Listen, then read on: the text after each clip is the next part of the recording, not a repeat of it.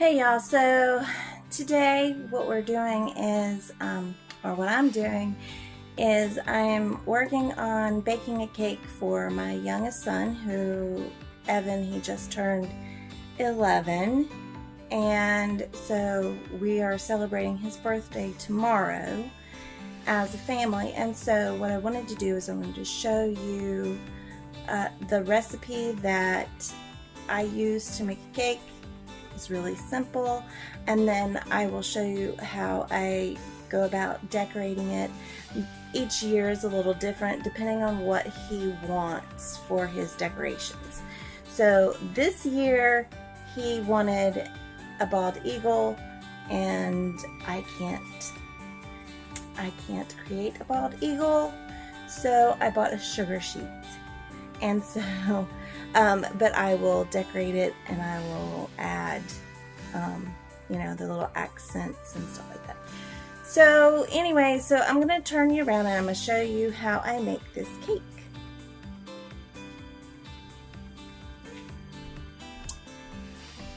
Okay, so what I've done here is I've already got I've got a cup of, well, I have a cup and a half, but because I am doing 1.5 times the recipe, but the recipe calls for 1 cup of either shortening, lard, or coconut oil, any kind of,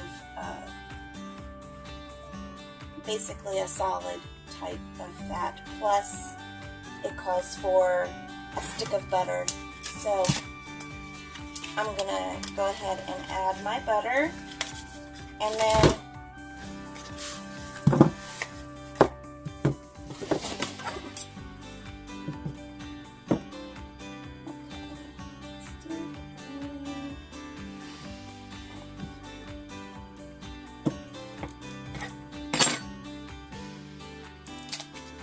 it really doesn't matter if it's cold or if it's softened. It's easier if it's softened, but you don't have to. So I'll go ahead and put this in here.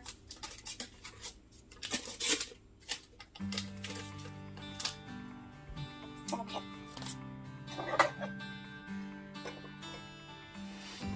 So then I'm going to get this heater on there, and I'm just going to turn it on low.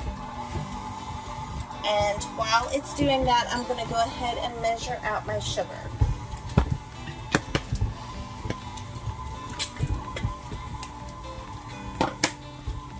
Okay. So it calls for 2 cups of sugar for the base recipe.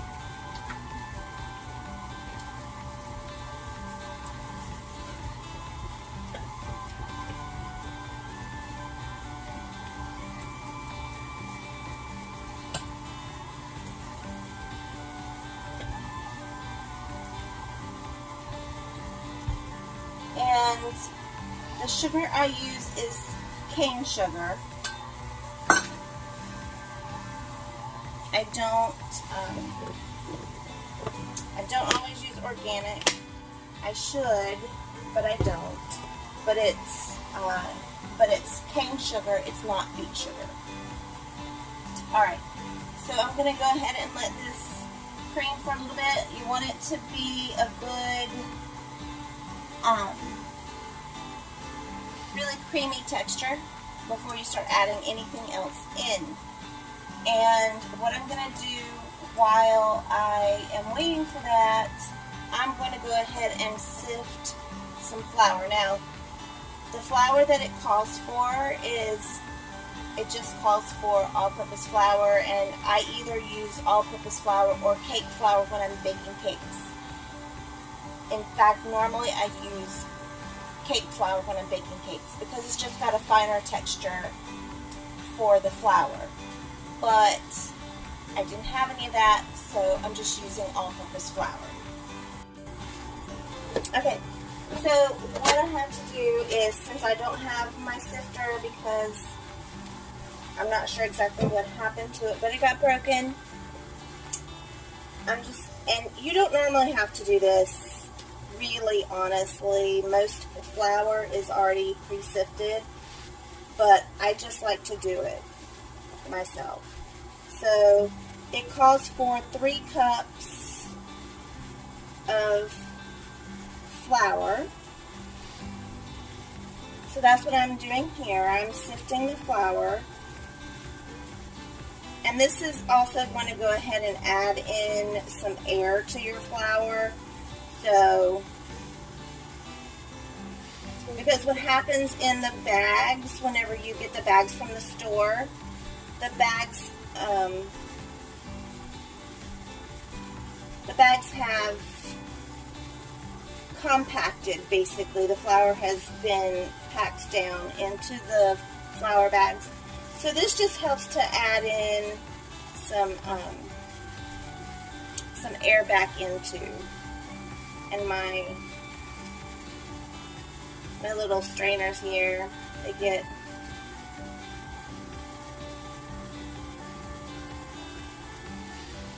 there we go. That's faster.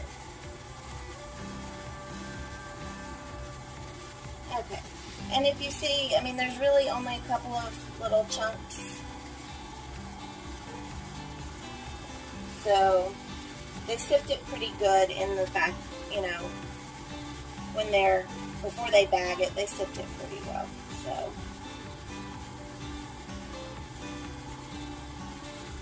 I just like to sift it myself, I think. I think it helps give it a better texture to sift it again, even though it's already sifted in the stores.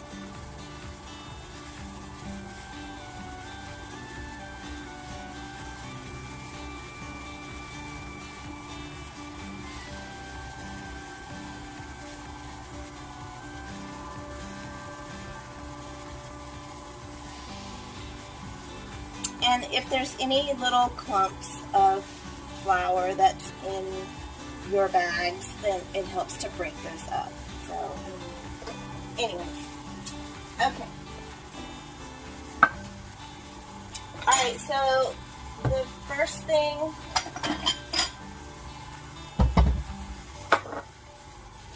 it calls for 4 eggs and it calls for a cup of milk.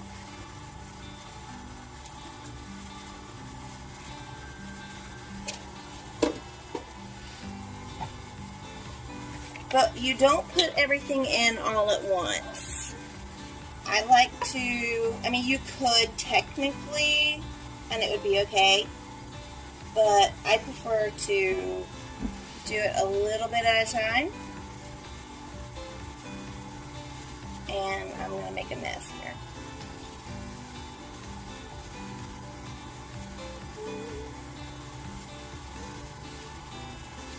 Okay, so I pour a little bit of my milk in.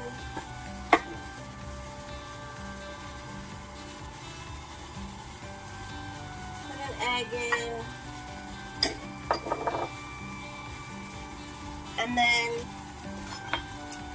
whenever I am measuring out my flour for cakes, I always spoon it in.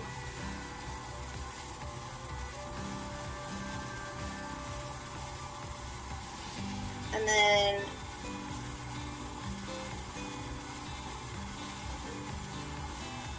I even out the top.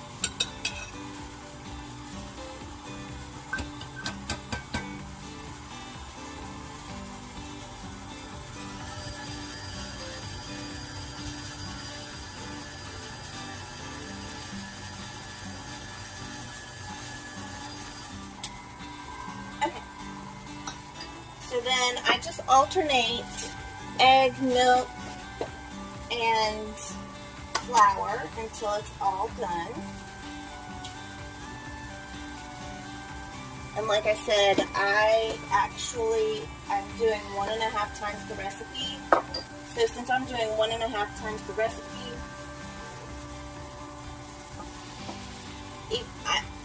you'll see that I'm actually adding more than I just told you guys to add.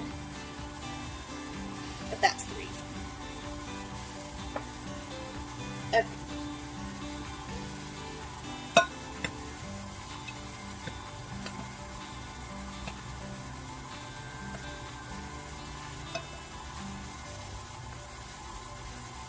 And this is a recipe that my mom has used, my grandmother has used it. So it's kind of, it's just a normal like pancake recipe, but it's one that my whole family has used. So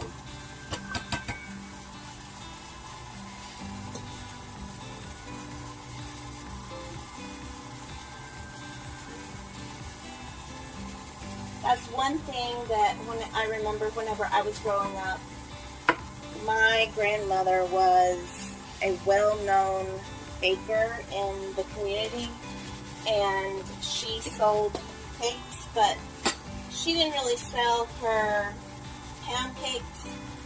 She sold orange slice cakes, and everybody in the community always wanted her orange slice cakes. And so especially around Christmas, so she always made them.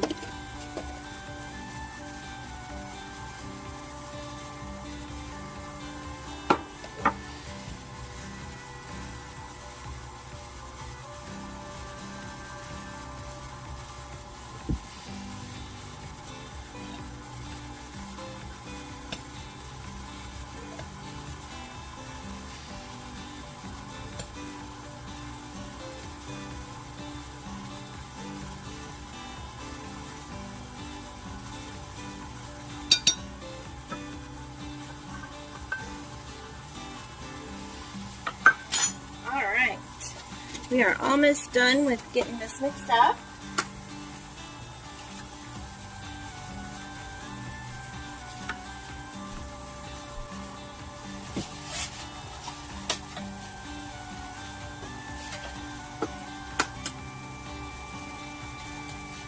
Okay.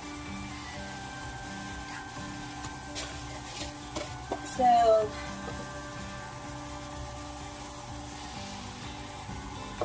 we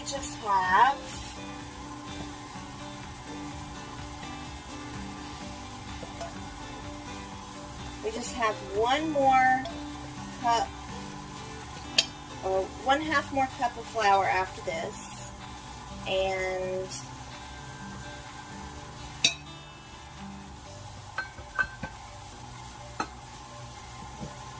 a 1/2 cup of milk, and 1 more egg. And then we'll be done with this part of it. It's really, really easy. I've had this recipe memorized for a long time, and it looks like I measured out just the right amount of flour. So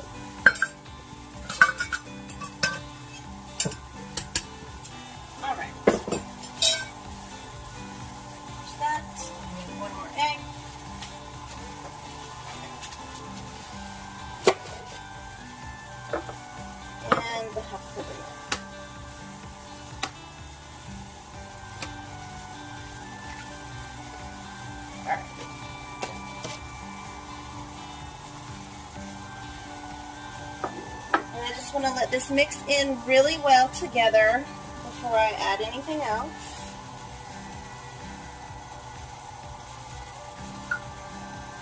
And yeah, I make messes all the time, so I try to wipe it down as I go. Sometimes that happens and sometimes it doesn't. It depends on how big of a mess it is, honestly. But I try to.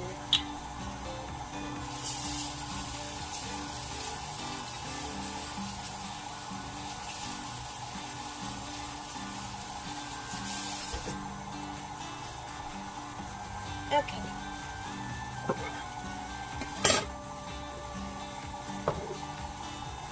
Alright, so the only thing that we have left to add in is baking powder and vanilla. And I'm using my homemade vanilla that I made last year around this time. It's really, really good. If you've never made your own vanilla, it's so simple. It's 2 ingredients, the vanilla beans and vodka. It's really easy. Okay, so it calls for 1 teaspoon of baking powder, but I always put a little bit extra of the baking powder. I generally do 2 teaspoons, so I'll be doing 2 teaspoons here and then 1 teaspoon for the half recipe. And then it calls for a teaspoon of vanilla, and we like vanilla. So I'm going to use a tablespoon of vanilla because we really like it. Okay, I'm also going to add just a touch of, I am going to guess at the pronunciation here is Fiore di Sicilia.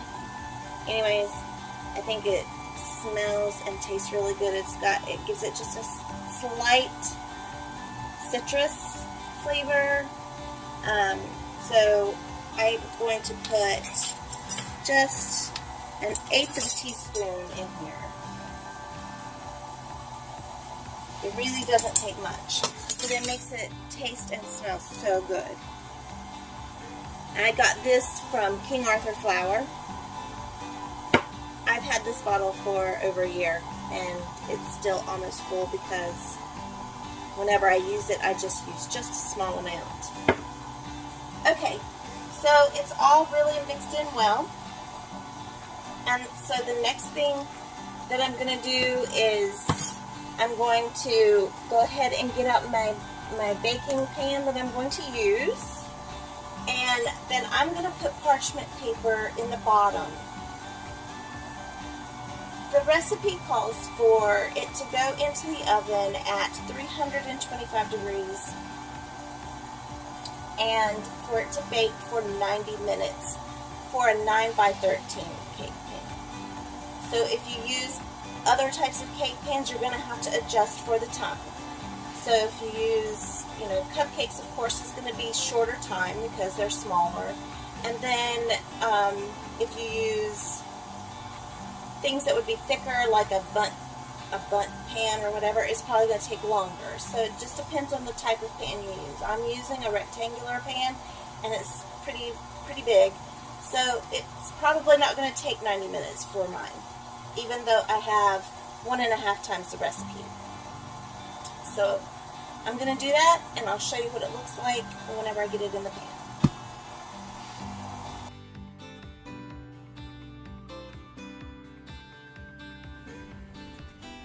Okay, so what I am going to show you what it's going to look like, okay? So I had thought, I was like, well, maybe they need to see how I do this so that, just in case you guys wanted to know. Okay, so what I do is I lined it with parchment paper. I put a little bit of oil, grease, whatever, down first.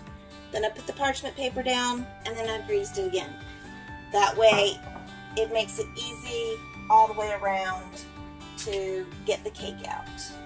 Okay? And then I'm going to take this off.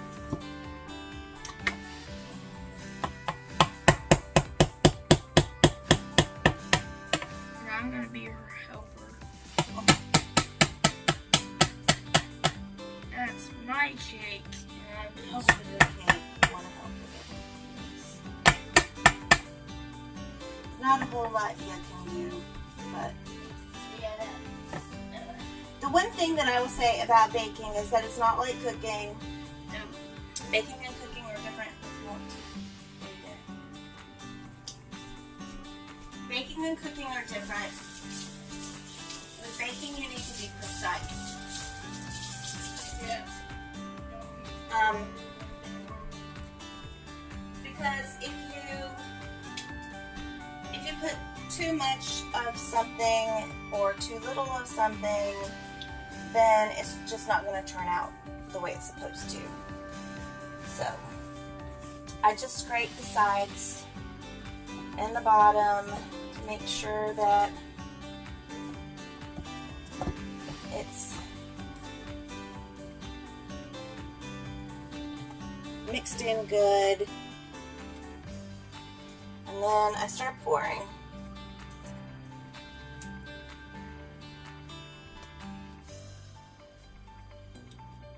And my mom knows how to make the best cakes. Oh, thanks, baby. I learned from my mother. She learned from her mother. Okay. And I will learn from you. Well, I hope so. And that is just the little bell saying that, the beep saying that the oven is preheated. Because I went ahead and preheated it to 350, and then I will turn it down once I get it in the oven. I like to start it off about 350 because of the edges. It'll help the edges to come away quicker. So I just spread it out, because sometimes the batter's a little bit thicker than others. So I just spread it so that it is pretty even in the pan. And then tomorrow I should ice it.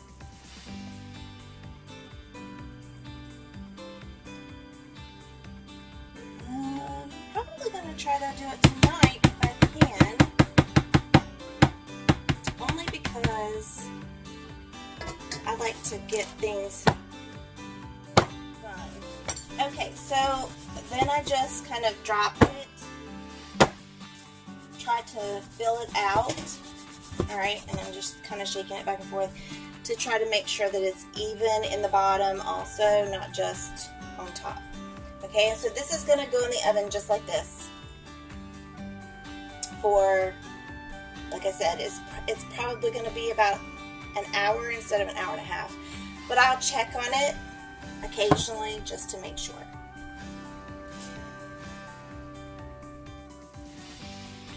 Okay, so this is what it looks like whenever you flip it over, and because it's been, of course, it's baked. I flipped it over onto my board that I'm going to be using. And pretty much all I have to do, I mean, of course these right here are just they're gonna break off and everything, so I will just clean this off and then I'll put them in a separate dish because my family really likes these little crunchy pieces, so I'll put them over. Actually, I put them in the pan from the cake that we baked, and people can snack on them. But then all you have to do is you just lift this parchment paper off, and it comes off really easy. And as you see, I had a little bit stick to that piece right there, so I'll just fill that in with icing. It's no big deal. In fact, I have my bowls, if you'll see right here. I have my bowls of icing right here. This one is the one that I'll use to color and make the decorations. And this one is the one that's going to go on the cake first. So I'm going to go ahead and I'm going to get working on that, and I will actually bring you back whenever I'm done icing it and decorating it so you guys can see the finished product. But I'm not going to have you sit here and watch me decorate it because you guys, I'm sure it won't be interesting to you guys to sit and watch that. So anyways, so I'll bring you back whenever it's done.